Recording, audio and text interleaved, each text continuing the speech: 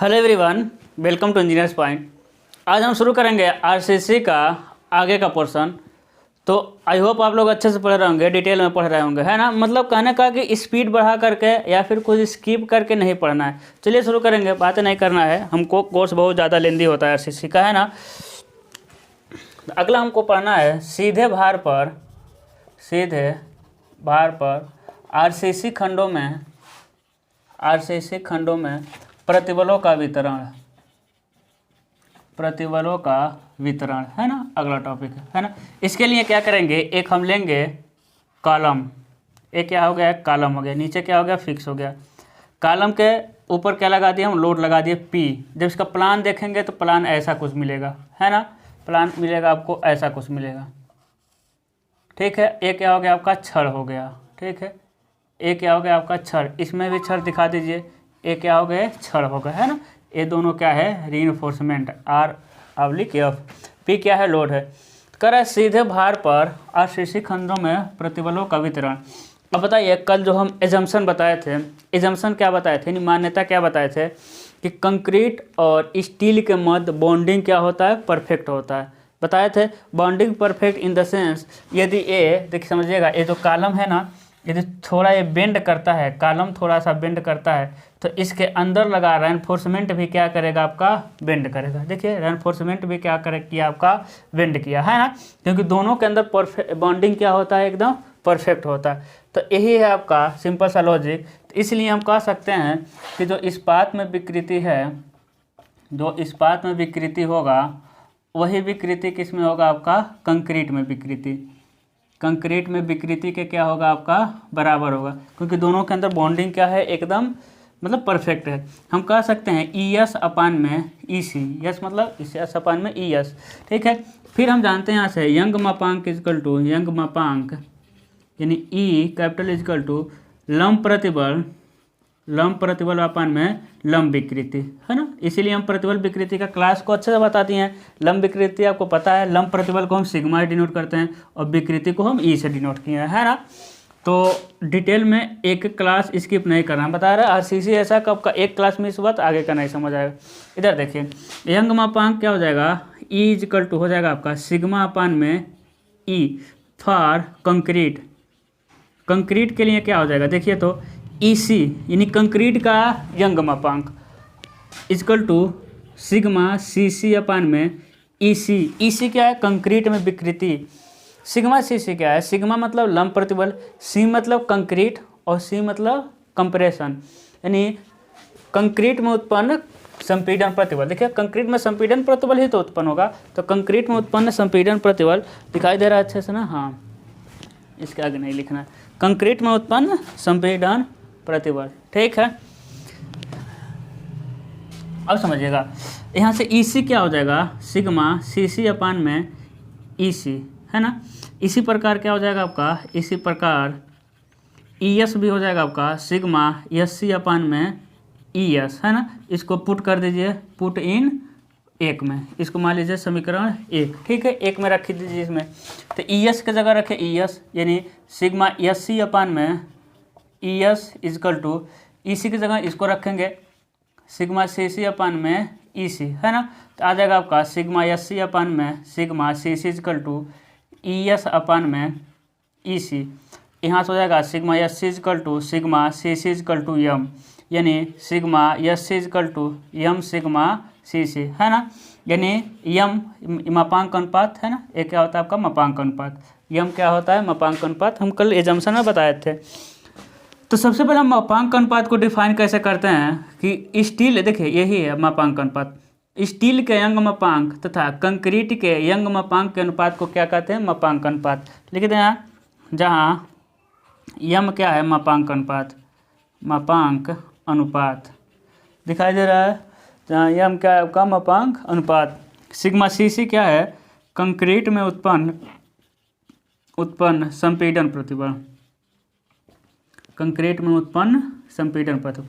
Sigma SC क्या है, इस्पात में उत्पन्न संपीड़न प्रतिबल, ठीक है ना। इस्पात में उत्पन्न संपीड़न प्रतिबल, ठीक है। तो इसका मतलब क्या हुआ कि जो स्टील होता है कंक्रीट से यम गुना अधिक प्रतिबल देता है ना। इसका सिंपल यही मतलब हुआ, क्योंकि सीधे भार पर आरसीसी खंडों में प्रतिबलों का वितरण। इसका मतलब हुआ कि जो स्टील है, देखिए सिग्मा एस, यस मतलब स्टील का प्रतिबल, दो स्टील में प्रतिबल कंक्रीट में प्रतिबल का यम गुना अधिक मतलब उत्पन्न करता है। अर्थात समान क्षेत्रफल के लिए जो स्टील होगा वो कंक्रीट से, समान क्षेत्रफल के लिए स्टील कंक्रीट की अपेक्षा यम गुना अधिक बल लेगा। कंक्रीट क्या है, इस्पात कंक्रीट की अपेक्षा यम गुना बल लेता है। एक बार अच्छे समझिए कि स्टील में उत्पन्न प्रतिबल कंक्रीट में उत्पन्न प्रतिबल का यम गुना होता है। अर्थात समान क्षेत्रफल के लिए इस्पात कंक्रीट से यम गुना अधिक बल को वहन करेगा। यानी संपीड़न में इस्पात अधिक बल वहन करेगा। जो इस्पात होता है ना, वो टेंशन में भी मजबूत होता है और संपीड़न में मजबूत होता है। इसीलिए पुराने ज़माने में हम स्टील का बीम यूज़ करते थे। बहुत सारे रीज़न हैं, स्टील के बीम को इग्नोर कर दिए हैं, ठीक है, धीरे धीरे आप समझ जाएंगे। तो यह मापांक अनुपात आपको समझ आया। स्टील के यंग मापांक तथा कंक्रीट के यंग मापांक के अनुपात को क्या कहते हैं, मापांक अनुपात। हमें जमसन में लिखाए थे IS कोड के अनुसार मापांक का अनुपात 280 से 3 सिग्मा CB लिया जाता है। सिग्मा CB क्या होता है, नमन के कारण, सिग्मा CB क्या होता है आपका, नमन के कारण कंक्रीट में उत्पन्न अनुगेय संपीड़न प्रतिबल, ठीक है। यह होता है आपका सिग्मा CBC, उसे सिग्मा CB भी कहते हैं। तो आप क्लास अच्छे से बैक से देखेंगे ना तो आपको ज़्यादा समझ आएगा। तो यही सिंपल सा था आपका आरसीसी, सीधे भार पर आरसीसी खंडों में प्रतिबलों का वितरण। अब हमको अगला टॉपिक पढ़ना है इक्विवेलेंट एरिया, यानी समतुल्य क्षेत्रफल, है ना। छोटे छोटे टॉपिक है, कोई बहुत बड़े नहीं है। ये हो जाएगा आपका समतुल्य, यानी आरसीसी खंड का समतुल्य क्षेत्रफल, आरसीसी खंड का समतुल्य क्षेत्रफल। अब समझिएगा, सेम यही आपका क्या हो गया, कॉलम हो गया, वही वाला कॉलम। इस पे क्या लगा दिए, पी लोड लगा दिए, है ना। ये क्या हो गया आपका, इस्पात हो गया।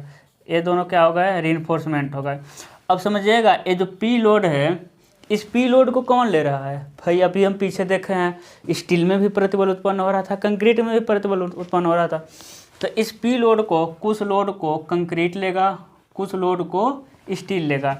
तो समझिएगा P इक्वल टू कंक्रीट का बल, लोड मतलब बल बराबर क्या होगा, कंक्रीट का प्रतिबल और कंक्रीट का क्षेत्रफल, सिग्मा CC कंक्रीट में उत्पन्न संपीड़न प्रतिबल, C मतलब कंप्रेशन, C मतलब कंक्रीट, A मतलब एरिया, C मतलब concrete, area of concrete, plus sigma SC, sigma यानी प्रतिबल क्या होगा, S मतलब स्टील, C मतलब कंप्रेशन, S मतलब स्टील, C मतलब कंप्रेशन, यानी इस्पात में उत्पन्न संपीड़न प्रतिबल गुणे क्या हो जाएगा आपका AS, A मतलब एरिया, S मतलब इस्पात यानी स्टील।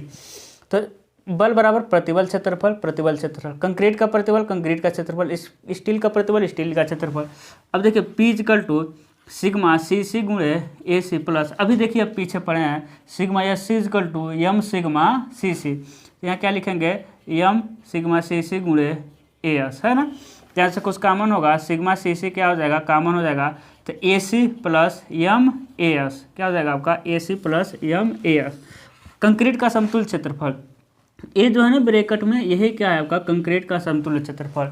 अब देखिएगा, स्टील के क्षेत्रफल में यम से गुणा करके कंक्रीट का क्षेत्रफल जोड़ने पर हमको खंड का क्या मिलता है, समतुल्य क्षेत्रफल। यानी कहने का मतलब यहाँ ये है, ऐसा करने से हम अपने पूरे मटेरियल को मतलब पूरे आरसीसी खंड को क्या मानते हैं, होमोजीनियस का मतलब होता है कि वो एक ही मटेरियल से बना है। यूनिवर्स में कोई ऐसा ऑब्जेक्ट नहीं है, कोई ऐसा मटेरियल नहीं है जो होमोजीनियस हो। आप कहेंगे हवा में भी बहुत सारे नाइट्रोजन, ऑक्सीजन, हीलियम, आर्गन सारे मिले हुए हैं। आप कहेंगे पानी में भी H है, H2O, H है और O है। तो होमोजीनियस कुछ नहीं होता है, लेकिन हम एज्यूम कर लेते हैं, मान लेते हैं। ऐसा करने से समझिएगा, टोटल बल बराबर क्या हो गया, टोटल बल जो लग रहा था प्रतिबल गुणे क्षेत्रफल। अब यहाँ प्रतिबल में ध्यान से देखिए, प्रतिबल में एक ही प्रतिबल मिला है, कौन सा, सिर्फ कंक्रीट का प्रतिबल, सिग्मा CC। टोटल बल को टोटल प्रतिबल ले रहा है, तो टोटल प्रतिबल दे रहा है सिग्मा CC, यानी इसको मान लिए कि इसमें सिर्फ कंक्रीट है, तभी तो सिर्फ टोटल प्रतिबल से गुणा कर रहे हैं सिग्मा CC से। और जब एक कंक्रीट का प्रतिबल हो गया तो ये क्या हो गया, कंक्रीट का, आरसीसी की बात नहीं कर रहे हैं, सिर्फ कंक्रीट का क्या हुआ, क्षेत्रफल। लेकिन ये एक्चुअल में कंक्रीट का क्षेत्रफल नहीं है, इसमें मतलब मिक्स है, इसीलिए इसे कहते हैं कंक्रीट का समतुल्य क्षेत्रफल। यानी हम एएस में समझिएगा, स्टील के क्षेत्रफल में जब हम एम से गुणा करते हैं ना, तो वो कंक्रीट के क्षेत्रफल के समतुल्य होता है, कंक्रीट के क्षेत्रफल के बराबर होता है। जब हम स्टील के क्षेत्रफल में एम से गुणा करते हैं तो क्या होता है, कंक्रीट, हाँ जब, हाँ वो क्या होता है आपका इक्विवेलेंट बनता है, यानी उसको हम कंक्रीट के, अब देखिए कहने का मतलब है जब हम जोड़ते हैं ना, देखिए जैसे कि हम कहते हैं आपको 1 लीटर जोड़ना है और 3 मिनट जोड़ना है, तो क्या 1 लीटर में 3 मिनट आप जोड़ पाएंगे, कभी नहीं। हमेशा जो ऐड किया जाता है वो समान वैल्यू को ऐड किया जाता है ना। हम कहते हैं 2 आवर में घटा दीजिए, 2 आवर में 2 किलो को घटा दीजिए, तब भी नहीं जोड़, यानी जब भी आप जोड़ेंगे घटाएंगे तो समान यूनिट के वस्तुओं को, मतलब कि समान यूनिट को जोड़ते घटाते हैं, डिवाइडेड गुणा में नहीं, डिवाइडेड गुणा में हम भाग दे सकते हैं असमान को, जोड़ने घटाने में समान, तो दोनों जुड़ा है, यानी ये भी कंक्रीट का क्षेत्रफल है, ये भी कंक्रीट का क्षेत्रफल है। लेकिन स्टील के क्षेत्रफल में जब हम यम से गुणा करते हैं ना, तो वो कंक्रीट के क्षेत्रफल के समान कार्य करता है, तभी तो हम दोनों कंक्रीट को जोड़े हैं। जब स्टील के क्षेत्रफल में यम से गुणा किए तो कंक्रीट के क्षेत्रफल के समान काम किया है, सिर्फ इसका मतलब यही है ना। तो एक क्या हो गया आपका समतुल्य क्षेत्रफल। अगला हमको पढ़ना है टाइप ऑफ बीम। और देखिए आप लोग सेकेंड ईयर में पढ़े होंगे, मतलब कि थर्ड सेमेस्टर में बहुत प्रकार के simply supported beam, cantilever beam, लेकिन वो यहाँ नहीं पढ़ना है, टाइप ऑफ बीम है ना। यहाँ क्या होगा, छड़ की स्थिति के अनुसार, छड़ के स्थिति के अनुसार कितने प्रकार के बीम होते हैं। तो छड़ की स्थिति के अनुसार बीम होते हैं आपके 2 प्रकार के। यदि छड़ को सिर्फ टेंसाइल जोन में है ना, ये देखिए, ये क्या हो गया आपका बीम हो गया, सिंपल सा, ये सिंपल सा बीम हो गया। जब ये बेंड करेगा, इसको बेंडिंग को इधर बनाते हैं, जब ये बेंड किया तो कैसे बेंड किया, देखिए तो ये ऐसे बेंड किया है ना, 2 ही सपोर्ट था, ऐसे बेंड किया। नीचे कौन सा जोन आ गया, टेंसाइल जोन, ऊपर कौन सा जोन आ गया, कंप्रेसिव जोन है ना। जब छड़ को सिर्फ टेंसाइल जोन में डालते हैं तो उसे कहते हैं सिंगली रेनफोर्स कंक्रीट बीम। इसका क्रॉस सेक्शन कैसे बनाएंगे, देखिए ये हो गया क्रॉस सेक्शन, ये न्यूट्रल एक्सिस हो गया, ये टेंसाइल जोन में क्या हो गई, छड़े हो गई, रीइंफोर्समेंट है ना। ये हो गया आपका टेंसाइल जोन, ये हो गया आपका कंप्रेसिव जोन है ना, कंप्रेसिव जोन। जब छड़ को सिर्फ छड़ मतलब मेन बार को, जब मेन बार को सिर्फ टेंसाइल जोन में डालते हैं तो उसे कहते हैं सिंगली रेनफोर्स कंक्रीट बीम। क्या कहते हैं आपका, singly reinforcement concrete beam. Hindi क्या होगा आपका, एकल प्रबलित कंक्रीट धरन है ना। ये समझ पा रहे होंगे, क्रॉस सेक्शन आप समझ पा रहे होंगे। देखिए इधर बीम का यल सेक्शन दिख रहा है, लेकिन सामने देखेंगे तो यही तो दिखाई देगा। सामने देखिए इसकी चौड़ाई दिखाई देगा, इसकी गहराई, अभी सर्कुलर है तो सर्कुलर दिखाई देगा है ना। इसी को देख लीजिए, बीम का ऐसा दिखाई दे रहा है, लेकिन सामने देखेंगे तो चौड़ाई दिखाई देगा और ऊंचाई, तो यही चौड़ाई ऊंचाई, नीचे क्या है आपका, छड़ है। दूसरा होता है आपका, जब देखिए एक क्या हो गया आपका, बीम हो गया, अब बहुत सारे सपोर्ट आ गए, मान लेते हैं 3 सपोर्ट है। अब ये क्या होगा, अब देखिए अब क्या होगा ना, ये हाँ देखिए इसको ऐसा बेंड होगा, देखिए एक सपोर्ट यहाँ है, एक सपोर्ट यहाँ है, एक सपोर्ट यहाँ, ये नीचे ऐसा बेंड हुआ, लेकिन यहाँ ऊपर बेंड होगा, फिर नीचे होगा, ऊपर होगा, नीचे ऊपर, नीचे ऊपर, समझ पा रहे हैं आप ना, है ना। जहाँ सपोर्ट है इसको ऊपर क्या करेगा, धक्का दे देगा, रिएक्शन दे देगा, धक्का का ना है ना, ऐसा, क्योंकि जहाँ सपोर्ट है ना वहाँ नीचे तो बेंड हो नहीं पाएगा, तो सपोर्ट के वजह से कहाँ बेंड हो जाएगा, ऊपर। अब देखिए अब टेंसाइल जोन नीचे भी है, टेंसाइल जोन ऊपर भी है, टेंसाइल जोन नीचे भी है, टेंसाइल जोन कहाँ है, ऊपर भी है।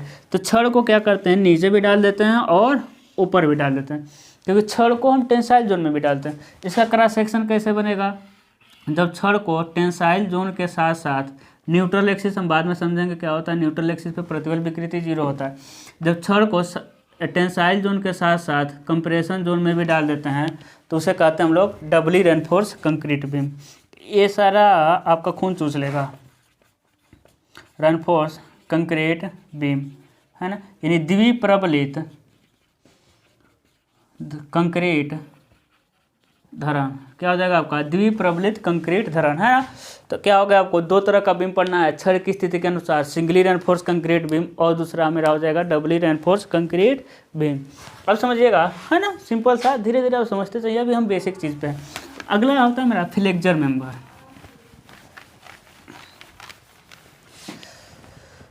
Flexor member, flexor member. अब फ्लेक्सर मेंबर का किसे कहते हैं, यानी वैसा मेंबर जिसमें नमन होता है, यानी वो मेंबर जो जिसमें नमन होता है उसे कहते हैं फ्लेक्सर मेंबर। एग्जाम्पल में आ जाएंगे आपको बीम और स्लैब। बीम का भी बेंडिंग होता है और स्लैब का, बहुत सारी चीज़ें हैं, लेकिन हमको जो पढ़ना है उसी पर ज़्यादा फोकस करते हैं। हम बीम पढ़ेंगे और स्लैब करेंगे।